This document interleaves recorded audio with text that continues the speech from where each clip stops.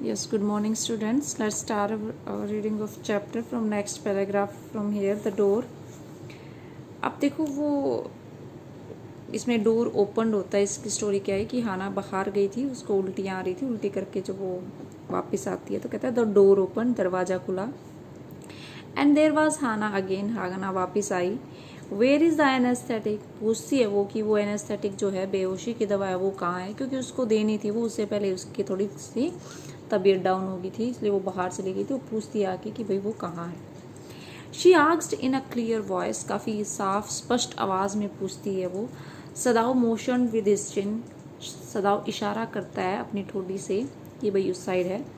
It is as well that you came back, होता है कि ये इट इज़ एज वेल, ये अच्छी बात है कि तुम वापस आ गई। ही सैड, उसने कहा। This fellow is beginning to stare, क्योंकि ये आदमी जो था वो थोड़ा हिलना शुरू हो गया था। स्टेर होता है हिलना, कि भाई ऑपरेशन के टाइम थोड़ा हिलना शुरू हो गया था, तुम टाइम पे ही आ गई हो। She had the bottle and some cotton in her hand, उसके पास एक बोतल थी और हाथ में रुई थी। But how shall I do it, मैं इसको कैसे करूँगी। शी आस्क्ड, उसने पूछा। सिंपली, वो कहता है कि आसान है। सेटरेट द कॉटन, थोड़ी सी रुई को फैलाओ। एंड होल्ड इट, और इसको पकड़ के रखो। नियर हिज नोस्ट्रिल्स, इसके नाक के पास। Sadao replied without delaying for one moment, Sadao ने जवाब दिया बिना देरी लगाए।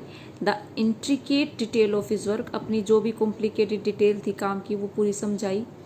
When he breathes badly move it away a little, और फिर मतलब क्या है कि वो जो लंबी लंबी सांसें लेनी शुरू कर देता है जब वो, तो वो दोबारा से उसकी तरफ देखने लग जाता है, वो चेहरा मोड़ लेता है। She crouched close to the sleeping face of the young American, she मतलब हाना। शी क्राउज्ड क्या होता है कि वो आदमी जमीन पे मैट पे लिटा रखा था, तो होता है कि भाई अपने पैर घुटने झुका के किसी चीज नीचे की तरफ जमीन पे पहुंचना, तो कहती वो झुकती है, थोड़ा क्लोज पास आती है टू द स्लीपिंग फेस, उस सोते हुए चेहरे के पास ऑफ द यंग अमेरिकन, उस युवा अमेरिकन के। It was a pitifully thin face, कहता कि बड़ा दयालु सा पतला सा चेहरा था। शी थॉट, उसने सोचा आना ने। And the lips were twisted, उसके होठ बिल्कुल मुड़े हुए थे, सूखे हुए थे। The man was suffering weather he knew it और नॉट, कहता है कि ये आदमी काफी कष्ट में था, उसे पता था या नहीं था ये नहीं पता। वॉचिंग हिम, उसे देख के। शी वॉन्डर्ड, वो हैरान होती है। If the stories they heard, कहते कि वो कहानियां जब सुना करते थे समटाइम कभी कभी, of the sufferings of prisoner, जो कैदी हैं उनके दुखों की, फॉर ट्रू, कहता है कि वो सच्ची थी। वो कहते कि जब हम कहानी नहीं सुनते कि भाई फलाने वहाँ उस सेना, वहाँ उस लड़ाई में इतने कैदी, वहाँ उस आर्मी ने उनके पकड़ लिए, उनके साथ ये अत्याचार हुए, या वो ऐसे घायल हुए, या कुछ सिपाही मिले नहीं, वो पता नहीं कहाँ गए। तो कहता कि ये कहानियां जब हम सुनते थे कि, तो कहते कि हाँ ये बिल्कुल सच्ची थी। ये क्योंकि ये भी तो अमेरिकन आर्मी का यहाँ बह के आया। अब उनके लिए, अमेरिकन आर्मी के लिए ये एक सवाल बन जाएगा ये आदमी क्वेश्चन कि भाई डेड और अलाइव ये उन्हें मिलेगा नहीं तो क्या लगेगा कि भाई ये दुश्मन की कैद में है। They came like flickers of rumour, कहते कि ये अफवाहें ऐसे ही आती थी थोड़ी सी, कहते कि जल्दी से, शॉर्ट स्टोरी बन के, फॉर ए शॉर्ट पीरियड, थोड़े से टाइम के लिए। फ्लिक क्या होता है कि, फ्लिक होता है कि ऐसे जैसे लाइट फ्लिक करती है, चमचमाती है, तो कहती कहानी ऐसे, जैसे एक बार लाइट फ्लिक करती है, चमचमाई गई, लाइट आई गई, तो कहते हैं कि इसी तरह से ये अफवाहें होती है कि आती हैं और चली जाती हैं। Told by word to mouth, ऐसे ही शब्दों में एक के मुंह से दूसरे मुंह तक पहुंचती है। एंड ऑलवेज कॉन्ट्राडिक्टेड, और हमेशा इनका विरोध भी होता है। इन द न्यूज़पेपर, कहता है कि अखबारों में, द रिपोर्ट्स वर ऑलवेज, हमेशा हम ये खबर पढ़ते थे, that wherever the Japanese armies went, जहाँ भी जापान की आर्मी गई, the people received them gladly, लोगों ने उनका काफ़ी खुशी से स्वागत किया।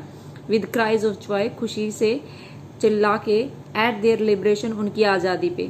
but sometimes she remembered, लेकिन कभी कभी वो याद करती है, such men, ऐसे इंसान, such as जनरल टाकीमा, जनरल टाकीमा जैसे, जनरल इनका टाकीमा कौन है, ये आर्मी में या जनरल की पोस्ट पे है, ठीक है ना। कौन है, ऑफिसर ऑफ सदाव, ठीक है ना, सदाव का ऑफिसर है ये। सदाव आर्मी में डॉक्टर है, लेकिन ये क्या आर्मी में जनरल है, टाकीमा। कहता who at home beat his wife cruelly, कहता कि कैसा इंसान है जो घर पे अपनी पत्नी को मतलब क्या बड़ी निर्दयता से, बेरहमी से मारता है। Though no one mentioned it how that he had fought so victorious a battle in मैंचूरिया।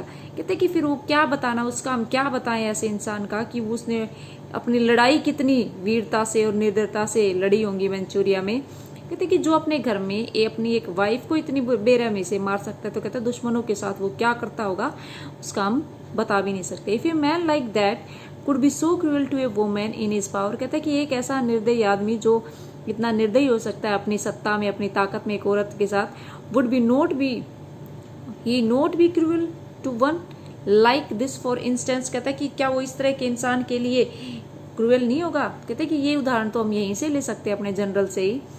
She hoped एनेक्सियसली, उसने काफी बेचैनी से वो थोड़ी सी उम्मीद करते हुए कि उसने that this man had not been torture, कि भाई इस आदमी को टॉर्चर ना किया जाए, सताया ना जाए, ये अंदर ही अंदर उसने उम्मीद की। It was at this moment that she observe deep red scars on his neck. फिर उसी पल उसने क्या देखा, ऑब्जर्व देखा डीप गहरे लाल रंग के निशान ऑन हिज नेक, उसकी गर्दन पे, जस्ट अंडर द ईयर, बिल्कुल कान के पीछे। दो स्कार्स शी मर्मर्ड, उसने बड़बड़ाई वो कि ये निशान कैसे हैं। लिफ्टिंग हर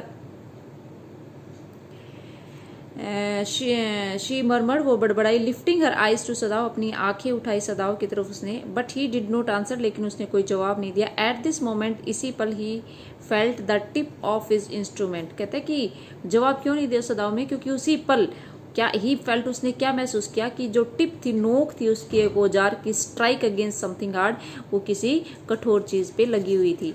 डेंजरसली, बड़ी खतरनाक तरीके से, नियर द किडनी, किडनी के पास। ऑल थॉट लेफ्ट हिम, वो सारे विचार उसने अपने मन से निकाल दिए। He felt only the purest pleasure, उसे सिर्फ एक चीज की खुशी हो रही थी। ही प्रोब्ड विद हिज फिंगर, फिर अपनी उंगलियों से उसने देखा। अब खुशी क्या थी बेटा, जो हार्ड चीज उसकी किडनी के पास लगी हुई थी उसके औजार की, वो क्या थी, गोली जो थी औजार के पास लग चुकी थी। तो वो खुश था कि अब गोली निकलने वाली है, ढूंढ ली उसने। तो अपनी उंगलियों से जांचता है डेलिकेटली, बड़े आराम से, familiar with every atom of this human body. कहता है कि मानवीय शरीर के हर छोटी से छोटी जो पार्ट है, शरीर का हिस्सा है, एटम यहाँ क्या आएगा, स्मॉल पार्ट। एटम हम कहते हैं कण, छोटा से छोटा पार्टिकल, लेकिन यहाँ क्या है, छोटे से छोटा पार्ट ऑफ द बॉडी, उसको हर पार्ट की बॉडी की नॉलेज थी। मतलब बहुत अच्छा डॉक्टर और सर्जन था वो। His old American professor of anatomy had seen to that knowledge. कहते हैं कि जो उसका ओल्ड अमेरिकन प्रोफेसर था एनाटोमी का, उसने उसको ये ज्ञान दिया था।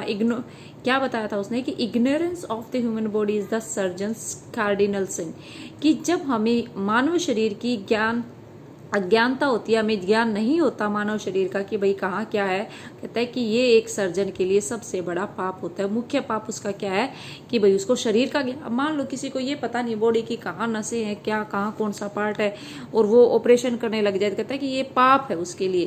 पहले उसको शरीर को जानना बहुत जरूरी है कुछ भी ऑपरेशन करने से पहले। कहते he had thundered at his classes year after year.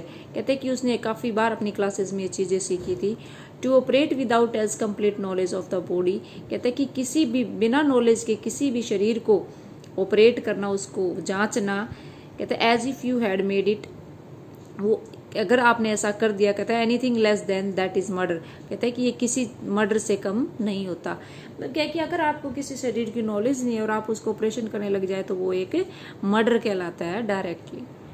Till today till here, thank you.